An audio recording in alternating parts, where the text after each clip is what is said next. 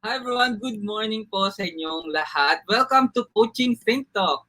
So I'm Coach Orvyl from Life Coach Philippines and this is Coaching for Courageous Living. So this coaching conversation is for individuals that are doubtful but now are saying yes to themselves towards living courageously. And my mission is to help individuals terrified of uncertainties to understand and overcome their fears and in order for them to experience the life that they really want for the longest time and in order for them to live outside typical or outside their comfort zone, because outside comfort zone, outside typical, if you start living from that space, your unstoppable dream can happen. Okay, so magandang umaga ulit sa inyo lahat. So thank you for joining me live today, and please leave your digital footprints by letting us know where you are coming from today. Please do tag a friend and circulate this video to help us reach more individuals who might be in need of what I'll be sharing for you this session. So you may also give some shout outs to people you want to greet and reach out with them with some inspiring message. So if you're watching this on a replay, please comment hashtag replay ngayon. Mag-comment na pa kayo hashtag replay. So I'm streaming via Facebook page of Life Coach Philippines and YouTube channel Coach AI Connect. So if you're new to our platform, please like, follow, and subscribe. So umaga po sa inyo. So let me check.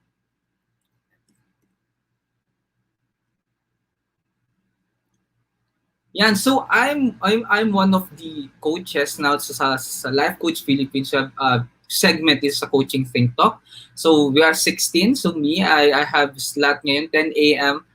every Saturday, and my Coaching Think Talk again is Courageous Coaching for Courageous Living. And this Saturday morning, so this Saturday, whole Saturday, I think line up. So starting with me 10 a.m. and then mamaya with Master Coach Jasmine for coaching for frontliners, and we have Coach Joanna for moms in transition mamayang hapon. So this is our lineup this Saturday. So sino po ulit ako? I'm Coach Orvyl. I'm a certified CACC life coach and mental health coach. I'm a master builder apprentice of Master Coach A, and we build tribe and we build community as we help your unstoppable dream come true. Currently, I'm also a senior software engineer at Paymaya. So I'm a software engineer specialist. So really coding, creating softwares, solving problem, mathematics. It is something that I really love, and it's really my passion since I graduated from college year 2012. So I finished Bachelor of Science, Formation Technology, and Bachelor of Science in Computer Science. So I did that for 4.5 years because it's really my passion. I really love doing it. And to all software engineers na nanonood ngayon, so shout out to you guys. Coding, implementing innovation for in order for us to live, to live or to really still enjoy, find ways to thrive in this current pandemic season. No? So shout out to you, sleepless night, but diba, like the feeling of fulfillment pag nakaka-solve. So yun, I'm really happy to you guys. And I started my journey as a certified life coach. At the same time, I'm still a full-time software engineer. I started year 2018, and 2018 up until now, I always focus on building confidence. And now I'm really revolving and really talking about living courageously. Because the question is it really confidence, or is it really courage that we really need right now at this specific moment in time? So that's me. So living outside typical. Ano yung outside typical na yun? Outside typical, outside our comfort zone. Because I realized, and something that I really learned for the longest here in my more than 2 years na journey in life coaching, of course, inside tribe of Master Coach A, the one who certified me as a life coach, really the unstoppable dream, our dreams really happens outside our comfort zone, outside typical. And oftentimes, we are really failing, or we are so fearful of going outside typical because of the uncertainties. Hindi tayo sure kung magiging successful ba yung gagawin natin, or like hindi ba tayo like ano yung sasabihin ng ibang tao. No, there are a lot of fears that will come out if we start going outside our comfort zone. Kaya minsan nag-i-stay na lang tayo sa comfort zone. So really understanding bakit pa ba ako lalabas kung comfortable na ako dito. But the point here is it is your why. It is your unstoppable dream. It's like, like meron yung void, or really the feeling of you are more than what you are right now. But you need that courage to go out from your comfort zone and start doing what you really want to do. So that's my mission.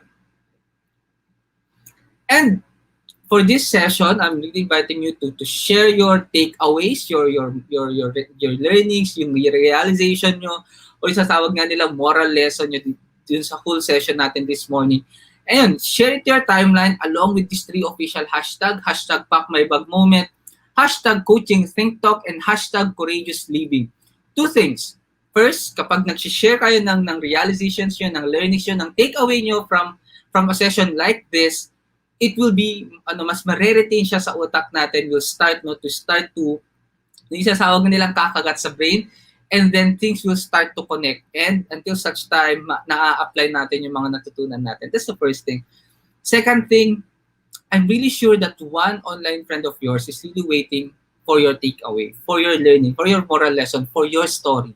Start sharing it to your timeline, and imagine like all of us starting to share. Like yung parang yung itsura ng internet ng internet natin, ng social media natin will be full of life, and we're going to start to really push back some those things that are making us more anxious, and yung nagpo-promote ng anxiety, like really being more grateful, seeing other people yung story nila, connecting with their story, that would be the ideal life that we can really build inside internet from dun sa mga social media natin. Okay? So that's my my takeaway tuloy. That's my point here in hashtag Pack My Bag Moment, hashtag Coaching Think Talk, hashtag Courageous Living. So start sharing. And good morning po, Master Coach Yasmin, and good morning, Coach Ma. Ayan, so this is episode 3, so we're going to talk about 8 ways to manage anxiety. So if you remember, if you watch yung 2 previous episode natin, so nag-start tayo, we talk about phases of fears, and then episode 2, we talk about performance anxiety. And actually, this session is somewhat a continuation ng performance anxiety. And now we're going to talk about 8 specific ways, or we can say 8 specific tips that we can do in order for us to manage anxiety, really to improve our yung pag-show up natin sa harap ng ibang tao, doing the things that we really want to do. So those are the things that we're going to talk about this morning. Yan, good morning po, Coach Ann. Magandang umaga sa iyo. Here's the question. How are you handling stressful situations right now? Just comment below, share what yung thought mo. Again, there is no right or wrong. This is your answer. And the beautiful thing here is you start to identify kung how are you handling currently yung stressful situation, and mas makakatulong tayo sa ibang tao na makakabasa ng share mo. So how are you handling stressful situations right now? So comment below. If you're watching this on a replay, like imagine mo na lang na this is still live, and pag nag-comment kayo, hashtag replay, and then your answer with this question, we'll get notified, and then we can get back to your question, okay? So, choking under pressure is common. It's common response whether you're playing the lead, for example, you're playing a lead role in a 3rd grade Christmas play, or giving an important business presentation. So yung nung bata tayo, we feel anxious at the same time presenting our business, for example, or really offering our service. Talaga nakakaba pa rin yan. Meron pa rin yung kaba na yun. And sabi nga dito, like, recent experiment shows that getting excited works better than trying to calm down. And we're going to talk about how can we manage anxiety in order for us to maintain and really nurture or make us more excited in life, in the things that we do. Okay? So, 8 tips. We're going to talk about 8 tips to manage your anxiety, things that what you can do now and moving forward. All the things that I'm really sharing that this is really available in our tribe. Master Coach A is really teaching us. We have Coach A coaching upskill blueprint circle. You can connect with Coach Rizal 0917-586-1661 if you're a life coach and you want to get resources. This one, yung turo ko ngayon is something that I got dun sa resources namin, sa repository namin, dun sa Coach A Upskill Group in Circle, na nabubulot pa ako yan. Magandang umaga po, Coach Sean. Good morning, Coach Dean. Yan. So, tips to manage your anxiety. Let's start with number 1. Accept your feelings. Like, accept your feelings. Everyone experiences uncertainty and wonders really what will happen in the future. Lahat tayo kinakabahan, lahat tayo iniisip natin what would tomorrow looks like, next month, next year, after a decade, how our relationship will go with other people. No? Like realize that anxiety is natural, and that's the very first thing that we need to do always. By some estimates, about 20% of people report that their performance suffers when they feel tense. Kapag lagi tayo naka-look forward, yung alam niyo yung may sinasabi nga kami na you're here right now, you're working, pero yung utak mo nasa kinabukasan na, nasa next week na, nasa next month. And that is starting to yung performance mo, the things that you do, the quality that you can create diminishes. Lalo na bumababa kasi yung focus mo is not really into that, pero nandun pa sa kinabukasan na which, like you worry things that would happen tomorrow na possible na hindi rin mangyayari. Accept your feelings. It's like knowing that it exists because how can we address something na hindi natin ina-acknowledge?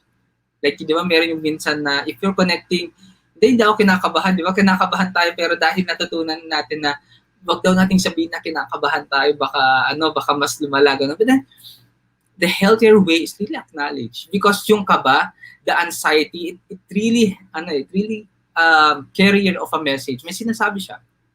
Our brain is there by default to protect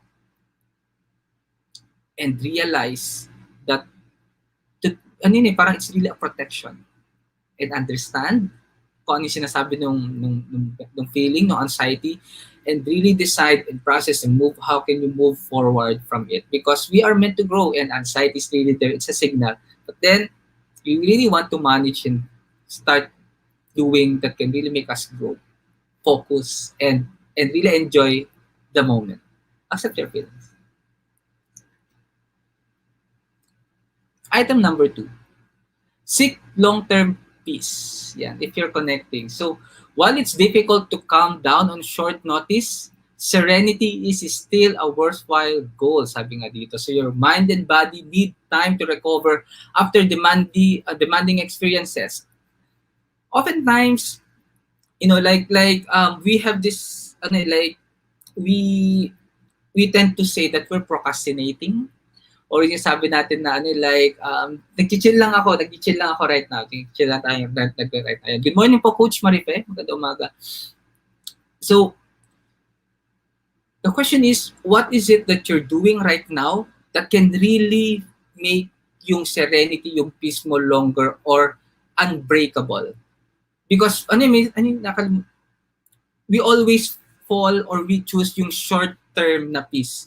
Kunyari, like, we chill, tatakas tayo sa ginagawa natin, like, we start to isolate right na, di ba? Mag-isolate tayo kasi na-stress na tayo.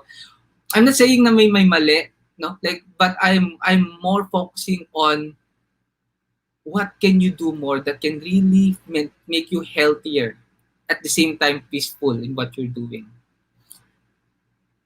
Isolation before is really one of my, the quick way for me to get peace. However, it's really toiling big time in my mental health. Like, I started to feel comfortable and at the same time, parang di na ako marunong makipag-communicate na maayos, no? And then doubts come in. Ganun yung mga nangyayari when I start isolate during that time. And I'm being a life coach for more than 2 years, got certified as a mental health coach. I learned that the very best way, find the community, find people, connect with other people, and find peace from there. And then that's the start of the long-term unbreakable peace or serenity that you really need. So manage stress, get good quality sleep, that's another point, and make time for relaxation. Find the correct community and people that can build yung long-term peace that you're looking. Item number 3, so nakatatlo na tayo ngayon. So we're going, again yung mga karating, we're talking about 8 ways to manage anxiety. And yung next point is evaluate advice. So sino yung mga nag-a-advise dito or sino yung laging nangihingi ng advice? Sino po ba yan? So high anxiety makes people more likely to seek outside advice and less likely to assess it accurately if you're connecting. I myself, I'm really understanding this. It's true.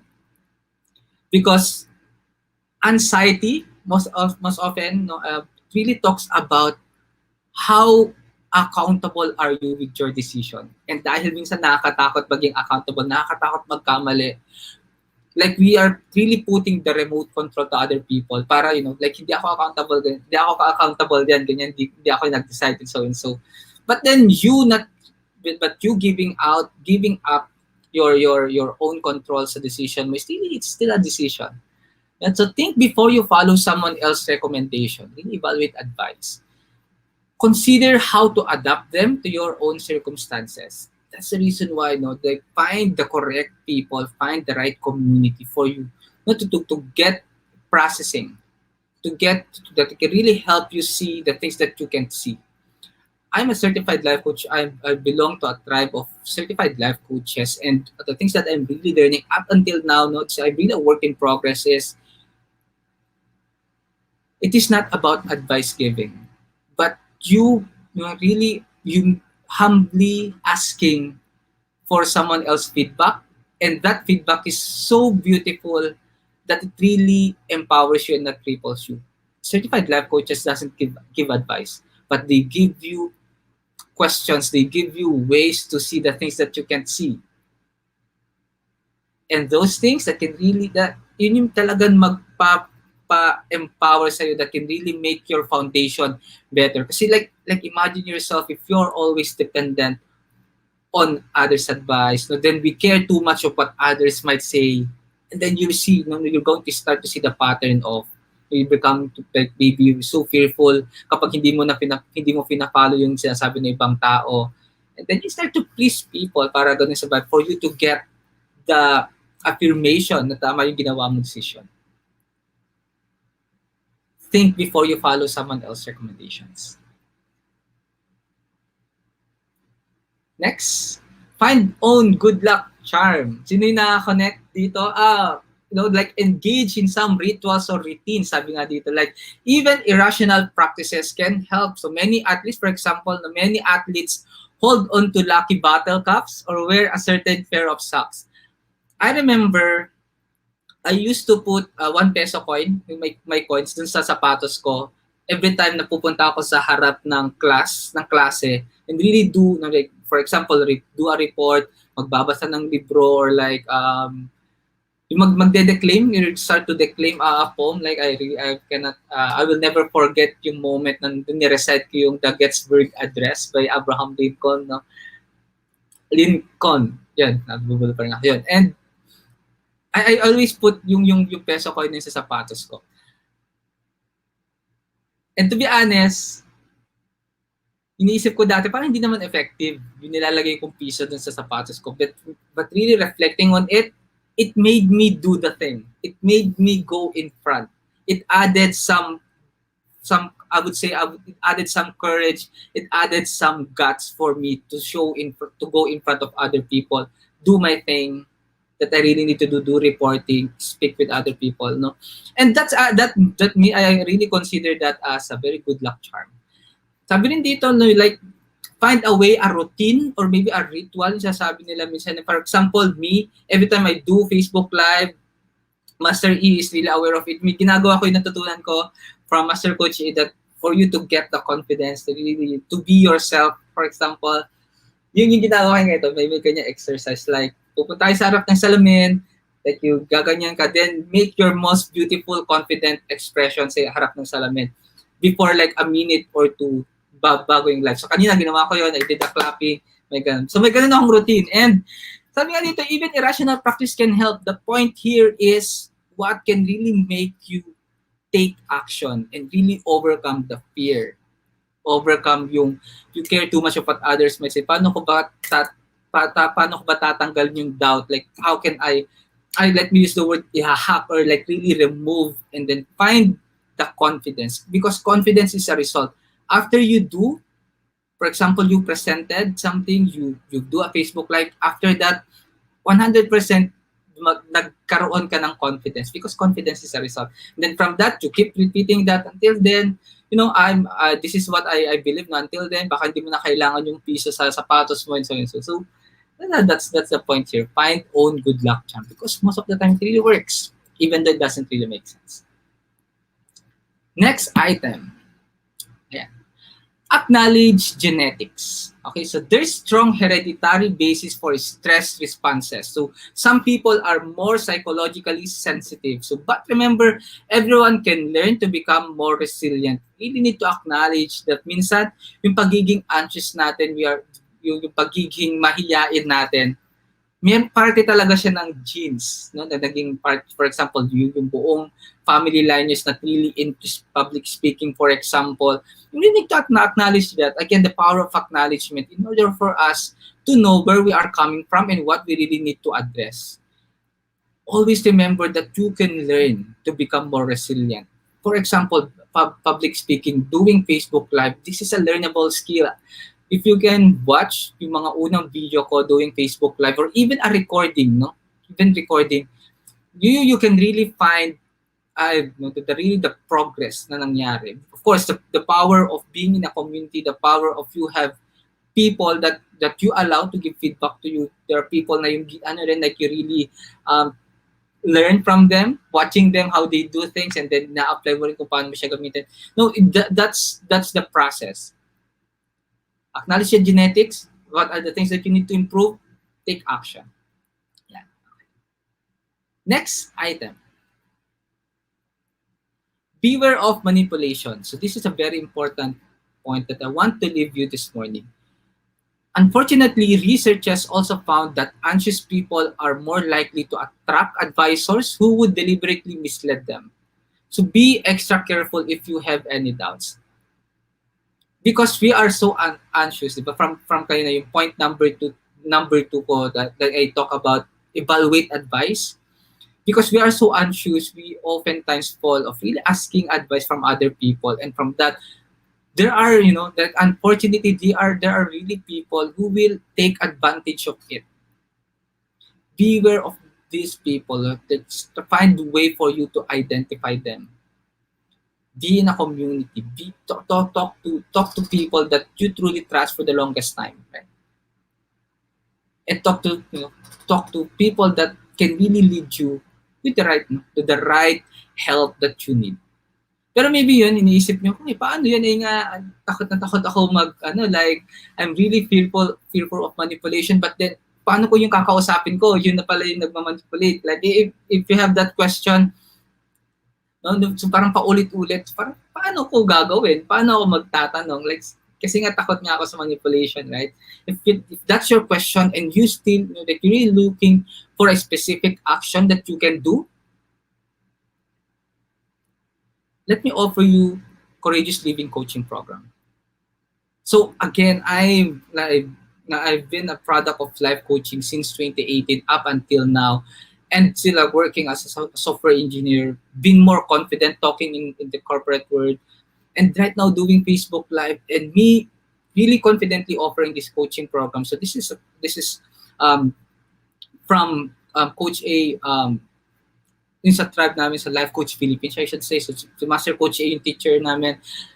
She's the one who certified me also. I got certified as a co-actively co-create life coach nung April. And here's a solution that I can recommend. Courageous Living Coaching Program. This is a web-based learning and also an unlimited coaching call.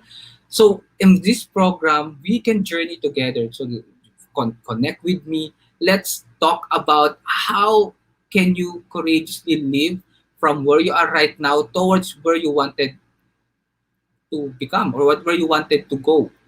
What is the dream? What are the specific hindrances? Ano ba yung mga maliliit na doubts, questions? Ano ba yung pwede kong, ano ba yung mga options na pwede kong gawin? How can I start caring less of what others might say and really care more of who you are and what you really want to do? Those are the questions. And like you're saying yes to the journey. Courageous Living Coaching Program is something that I can highly recommend to you. Let's have a conversation. You can directly message me, connect with Coach Rizal, 0917-586-1661, and say yes to yourself. Okay? Courageous Living Coaching Program.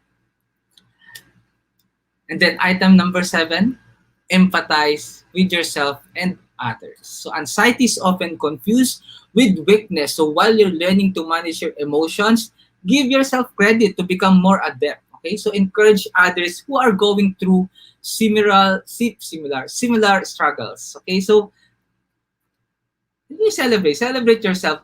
2 years ago, compare mo yung sarili mo 2 years ago from now, you're more confident, you are more courageous right now. And from that, you can really inspire someone, one from at least one person in your space. Start doing that, start helping other people. And last item for today, seek professional advice. So if anxiety is interfering with your life, there are effective treatments. Talk with your doctor to see if medication or therapy may be helpful. So help is available. Help is always available. You're one message away for the help that you need. 0917-586-1661. You can leave a comment right now if you're like wanna say, hey, I really need help. There are certified life coaches watching right now, no? And yeah, and maybe lang, no? If you're here in Manila, maybe you're one right away for the help that you need. And you can visit us at Decaf Coffee Republic, located Pioneer Center Compound, Capitolio, Pasig City. So Decaf Coffee Republic is the home of International Certified Life Coaches here in the Philippines, now located at its new place inside the iconic Pioneer Center Compound, just across Unilab Bayanihan Center along Pioneer Road. If you want to find a place, like a safe place, and maybe nandito ka sa point of you really reflecting, thinking what you really want to do, I'm really inviting you to go to this physical place. Sit dun sa place na you can own your own table, order your drink, no, you have your own cake, reflect. You really can look to the paintings, white wall, and if you're ready to talk, all the people who are in this establishment, from Coach Rizal, we have Coach Raj. They are here. They are certified life coaches, really waiting for you. They are really people who are really willing to help you process your thoughts until such time you're becoming more courageous and really telling what is it that you really want for the longest time, and talk about the things, the process, the how-tos for you to go to that dream. Decaf Coffee Republic is the place for you. And maybe if wala ka dito sa Manila but then you want to connect with community, we have you can connect dun sa Facebook page ng Decaf Coffee Republic. We have Coach A Coaching Community. And if you're someone who is tired of really imagining yourself how to be confident, maybe you're imagining yourself presenting in front of other people, imagining yourself confidently doing your business, you're tired of it and you want to take action, then from shyness to shyness, coaching community is for you. So this is a Facebook group also that I created. From Shyness to Shyness is the very first title nung coaching talk ko na ginawa ko noong 2018, and up until now, this is me na doing really putting the things that I learned and really the experience, the story, and that I got 2 years 2018 up until now. From shyness to shyness. Okay. And if you're a software engineer and you're tired of, if you're a software engineer and you wanted to show up, start talking, like explaining your ideas, explaining your thoughts, like you really gaining the confidence and the courage to talk with other people. Because for the longest time, you're just sitting in front of your computer, to your laptop, coding, implementing, solving problem. If that's you, Programmer Ako at Salamankero is the page for you. So this is Facebook group for Filipino software engineers, Filipino programmers who want to build that courage to show up. So code, show up, and really create the impact that you want for the Philippines. Okay? And if you're a man who keep belittling yourself, if you're the man like you keep doubting yourself because of the doubts, because of the past mistakes, because of the guilt, because of the shame in the past, and you wanted to live confidently towards your greatest self, Shamelessly Me Coaching Community is for you. So this is a private group for men, and the purpose of this group is really to help you to journey towards greatest self. And what is greatest self? Being the person that can really make your unstoppable dream come true. And oftentimes, yung talaga naghihinder na gawin yung bagay na yun, are the guilts and shame that we have that still we're carrying right now. And this community can really help you to let go, to find ways to you to understand the feeling, the emotion, and find you the safe space for you to jumpstart towards your greatest self. Shamelessly Me Coaching Community is for you. Yeah, and I'm inviting you to join and be part of B-Learning Journey for Living Smarter with monthly perks. So last May, Master Coach A launched the B-Learning Society, the 10th maker of B-Learning Home for Mental Fitness, and Decaf Coffee Republic is hosting the B-Learning e-card that unlocks opportunities to smarter living with monthly perks. So it's first is a 5% food and beverage discount from Decaf Coffee Republic. Second is a mental model masterclass by Master Coach A happening every third Saturday of the month, and third is a 90-minute coaching session with senior coaches from Life Coach Philippines. So for this month's Mental Model Masterclass scheduled on July 17, 7 p.m., which is today. So mamayang 7 p.m., we have a Mental Model Masterclass. So we're going to talk about 80-20 Mental Model Mastery. So learn the mental model behind 80-20 rule and discover how you can apply it in almost every area of your life, and that can for you to accelerate yung mga different areas in your life, from corporate, from your personal life, from relationship, from business. 80-20 rule mental model na conversation is really for you, and really help yourself to be more successful. And you know, mental model masterclass, Master Coach A, which is will happen yung next na class yung mamayang 7 p.m. You can still get it. Connect with Coach Del right now. No? Like, leave a comment if you want to join the 80-20 Mental Model Masterclass. 0917-586-1661. If you're nag-work sa corporate, most likely narinig mo na itong 80-20 and the G series. How can you use it with in your other outside corporate? And you know how beautiful and exciting it is, right? So, be learning e-card, connect with Coach Del, connect with Decaf Coffee Republic, leave a comment. So makukuha na siya para kita kids mamayang 7 p.m. Okay, and for individuals who intend to embark on a journey of becoming a certified life coach, Master Coach A now offers co-actively co-create life coach certification program. So this is a comprehensive approach to learning and mastering life coaching as an active process of creating a new path to achieving results in life, so that success is inevitable in every coaching relationship. So this includes a 21-day web-based learning, a 3-day live coaching bootcamp with Master Coach A, and 3-day live business bootcamp with senior coaching teams. So the program package also comes with many other bonuses. So connect with Coach Rizal, 0917-586-1661 to discover the opportunities waiting for you in this profession. So, really start to put clear value on the life that you want. And then start earning it from putting your doubts, your guilt, your shame to rest, and start showing up and taking action. Live courageously now. Go outside typical where your dreams happen, because the only impossible journey are the things that you've never begun. Again, I'm Coach Orvyl. Maraming salamat in joining me this morning. So as I end, do join us for another coaching conversation later with Master Coach Hasmin for coaching for frontliners at 2 p.m. and Coach Joanna for coaching for moms in transition at 4 p.m. So that's our lineup ngayong Sabado. So once again, I'm Coach Orvyl from Life Coach Philippines for Coaching Think Talk. Coaches like us think and talk like this. This is us in the Philippines. Love, Bamboo. Coach Orvyl signing off.